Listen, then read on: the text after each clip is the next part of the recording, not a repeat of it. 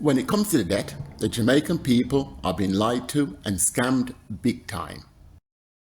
The budget for this fiscal year, rather, has provisions for $317 billion in the principal portion of our debt repayment. This year, we have $163 billion for the principal portion of debt repayment. That means that we are paying back this year much less debt than we paid back last year.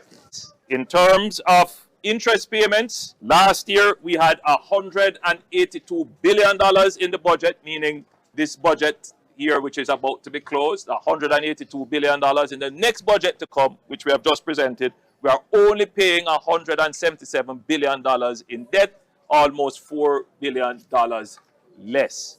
Means our total debt is going down. And when your debt is going down, you have more money in your pocket to do things like what we are doing here, building social housing. So when the PM is enthusiastic, you need to worry.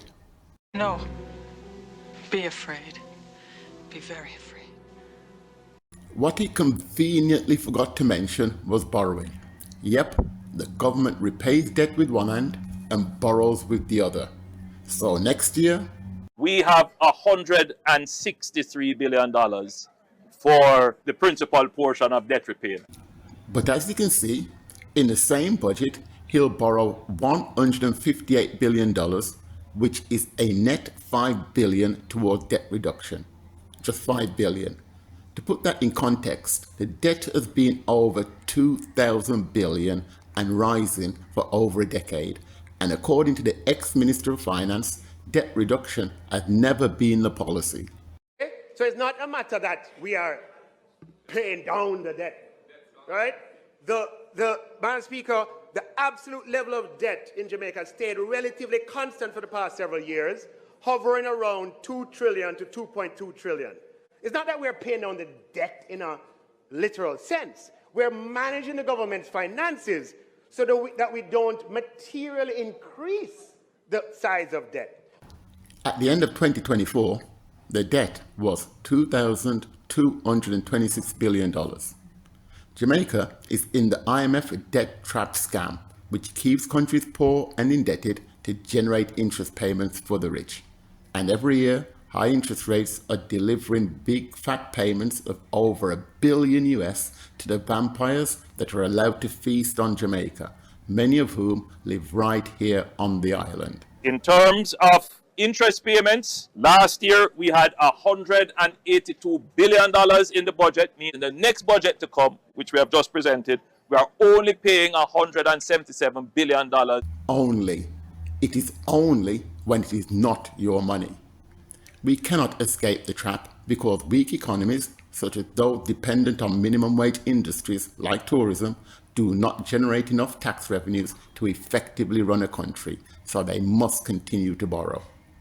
Look at last year's figures.